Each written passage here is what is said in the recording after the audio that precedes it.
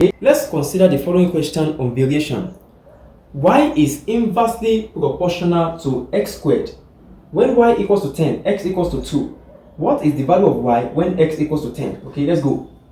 We have y is inversely proportional to x squared. Y is inversely proportional to x squared. That is the mathematical expression for that statement. Now, we are given that when y equals to 10, x equals to 2. That's it. Now, we are asked to find the value of y when x equals to 10. Okay? So, how do we solve this question? Well, if you are part of our previous class, you will discover that the first step is to change this variation sign to an equals to sign. And because if that will happen, we are going to introduce a proportionality constant. I've already explained the reason. So if you missed our previous class, our first class on variation, kindly check the description of this video and make sure you watch those classes. Okay? Now, having done that, we're going to have y equals to k over x squared. Okay? Now, we are given that y equals to 10. So I'm going to have 10 equals to k, which is what? We didn't know it.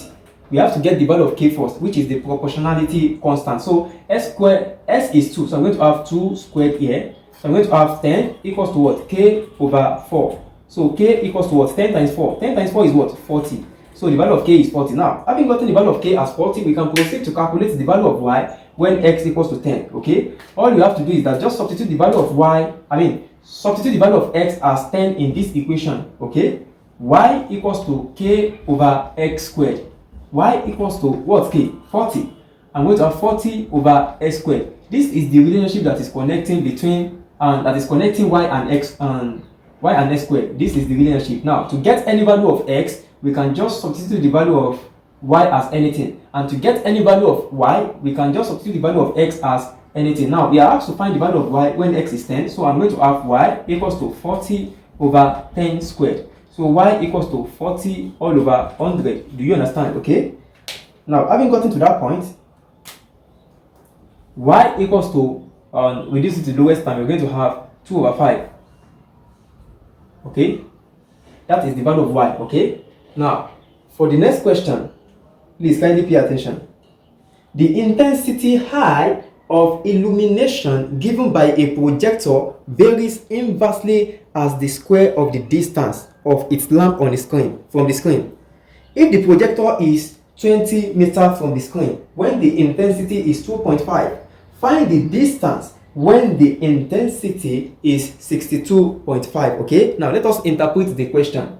We are given that the intensity high of illumination given by a projector varies inversely as the square of the distance. So varies inversely as the square of the distance. Now we're going to represent the distance as d. Okay, so I'm going to have 1 over d squared. Do you understand? Okay, now having done this, let's proceed. If the projector is 20 meters from the screen when the intensity is 2.5, the projector is 20 meters from the screen. That means that the distance between the projector and the screen is 20 meters. And having been told, we have been foretold that the distance is what? The illumination is inversely proportional. Intensity of illumination is inversely proportional to the distance. So I'm going to have d equals to what? D equals to 20 meters, right?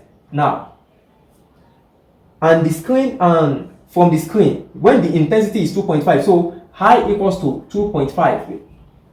Okay, we are asked to find the distance when the intensity is 62.5. We are asked to find the distance.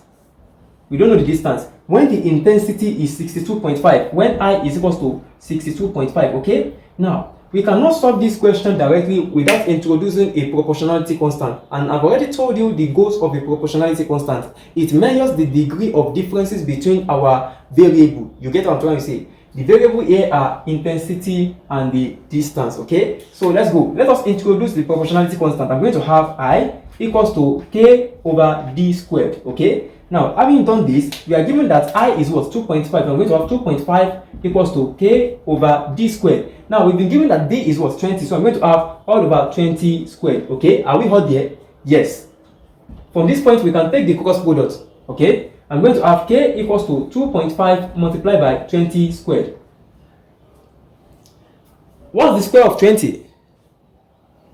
The square of 20 is 400. So I'm going to have k equals to 2.5 multiplied by 400. Okay. 2.5 multiplied by 400, that is 1000. So I'm going to have k equals to 1000. Okay. Now, having gotten the value of k as 1000, we can get the value of d when I is 62.5, because we've known the value of k. So I'm going to have I equals to, now k over d squared will be 1000 over d squared. This one that you see here is the equation connecting I and d. That is, if we know any value of I or d, we can easily get the other value. For example, we are given the value of I as 62.5. We are asked to find the value of d. All you have to do is that just substitute the value of I as 62.5 in this equation that is connecting I and d. Okay, so I'm going to have 62.5 is equals to 1000 all over d squared. Okay, so 62.5 d squared equals to 1000. What I did was that I just take the cross product, you understand, because 62.5 can be written as 62.5 over 1. So, and if you take the cross multiplication, you are going to have 62.5 times d squared and 1000 times 1. Okay, so having gotten to this point, d squared is equals to 1000 all over 62.5. Okay, I'm very sure you understood it. You understand it to that point. Now, 1000 divided by 62.5, the answer is 16. Okay, so I'm going to have d squared is equals to 16. Okay, so d equals to the square root of 16. The square root of 16 is what? 4. So when I is 62.5, the d, which is the distance between the distance of its lamp from the screen. So when I is 16.5, intensity is 62.5. Sorry, when intensity is 62.5, the d is what? Is 4. Do you understand? You can put meter. Okay, the unit is meter, so the distance is 4 meter. That's a solution to the question. Let's consider the following question on indirect variation. If r varies inversely as the square of h. Before you go, don't forget to hit the subscribe button, and also make sure you like and share the video to your friends. Okay, and also don't forget to give me feedback. Tell me what you learned in the video, tell me what you learned in the course of the class, tell me what you don't understand also, and in addition, tell me the topics that you want to learn, the topics that you don't understand. Okay, God will help you in your forthcoming exam. See you in the next class.